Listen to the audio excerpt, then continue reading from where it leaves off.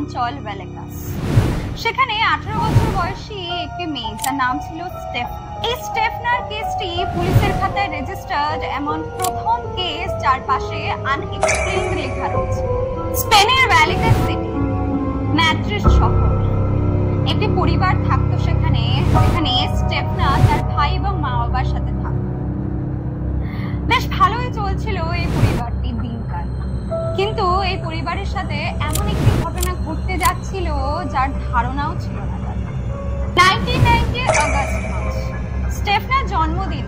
দিনে ঠিক 2-3 দিন পর থেকে মাঝরাতে স্টেফনার রুম থেকে নানান রকম অস্বাভাবিক আওয়াজ আসছে, নানান চিৎকারের শব্দ শোনা গেল এবং তার সাথে দেওয়ালে আঁচড়ানোর অনেক রকম আওয়াজ শোনা গেল।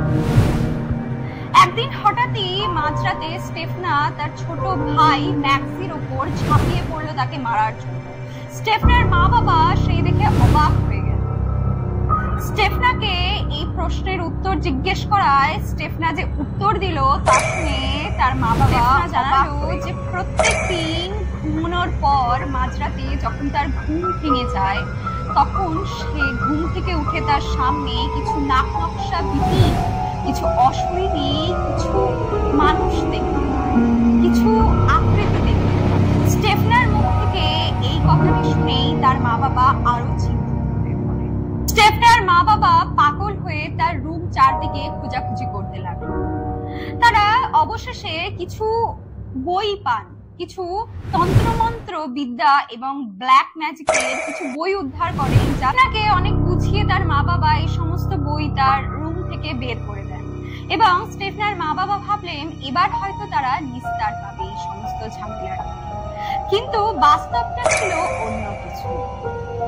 ঠিক 2-3 দিন সবকিছু ঠিকঠাক চললো, কিন্তু তারপরে স্টেফনার ওজন ধীরে ধীরে কমে যেতে লাগলো এবং শুধু ওজনই নয়, স্টেফনার শরীর ক্রমাগত অসুস্থ হয়ে পড়লো।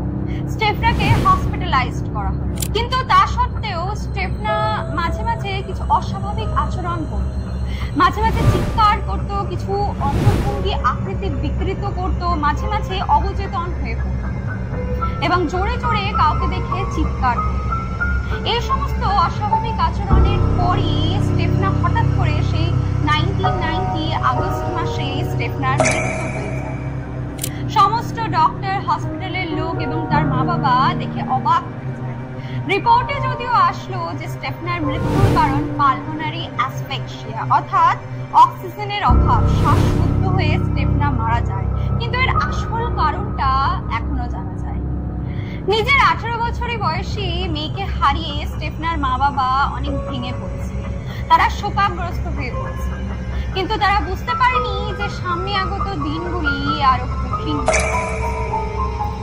স্টেফনার মৃত্যুর পর তার মা তার রুমে তালা দিল, কিন্তু তা সত্ত্বেও প্রতিটি রাত, প্রত্যেকটি দিন স্টেফনার রুম থেকে সেই আওয়াজ আর চিৎকার বন্ধ।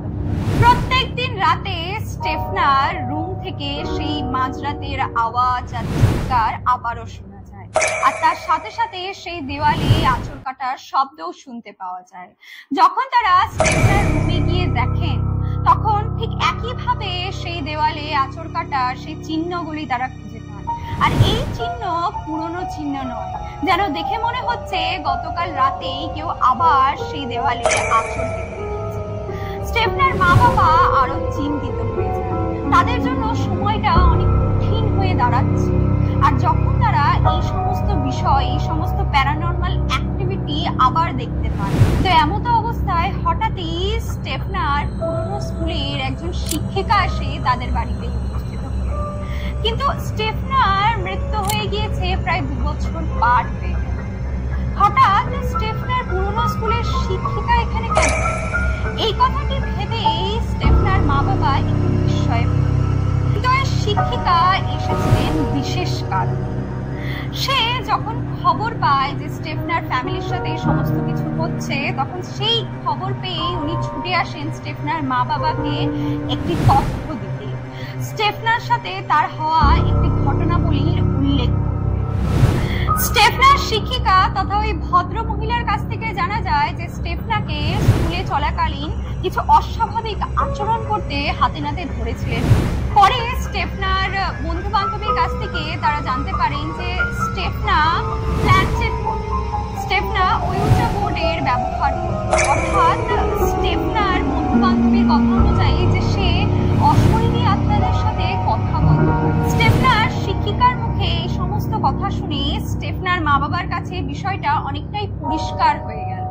তারা স্টেফনার রুমে গেল এবং স্টেফনার মা রুমে প্রবেশ করতেই সেখানে জিসাস ক্রাইস্টের অর্থাৎ যিশু খ্রিস্টের একটি ফটো ছিল, যা উল্টো হয়ে নিচে পড়ে যায় এবং তার পাশে স্টেফনারও একটি ফটো রাখা ছিল, যেটি আবার উল্টো হয়ে পড়ে ভেঙে যায়।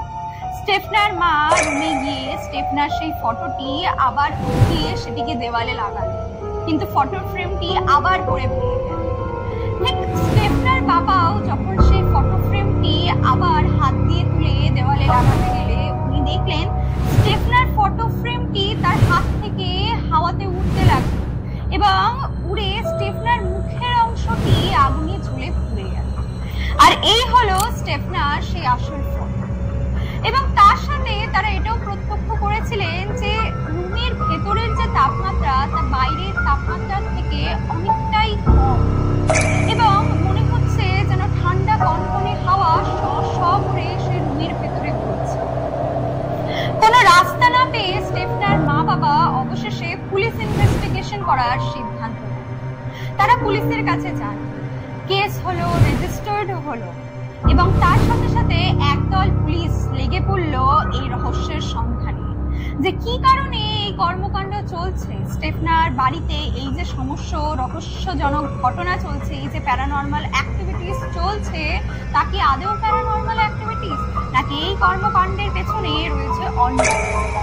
রাতের পর রাত একদল পুলিশ স্টেফনার বাড়িতে কাটান এবং তার সাথে সাথে জোরভাবে ইনভেস্টিগেশন শুরু করে। কিন্তু রাতের পর রাত এই সমস্ত অ্যাক্টিভিটি নিজের চোখে অবজার্ভ করলেন সেই সমস্ত পুলিশ অফিসাররা, কিন্তু যুক্তিতর্ক দিয়ে বলার মতন কোনো কারণ খুঁজে পান না তারা। ততদিনে 1990-র এই পুলিশ কেস মিডিয়া রিপোর্টের সামনে উঠে এসেছে। অবশেষে কোনো সন্ধান না পেয়ে, কোনো কারণ না পেয়ে পুলিশের খাতায় এটি প্রথম রেজিস্টার্ড কেস হলো, যার পাশে আনএক্সপ্লেইন লেখা, যার নাম হলো ভ্যালিকাস কেস।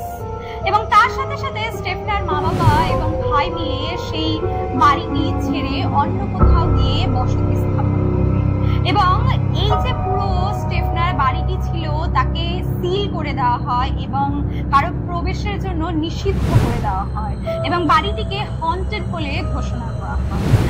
2017 সালে একটি স্প্যানিশ ফিল্মও বানানো হয় স্টেফনার এই জীবনের ঘটনার উপর, এই ভ্যালিকাস কেসের উপর।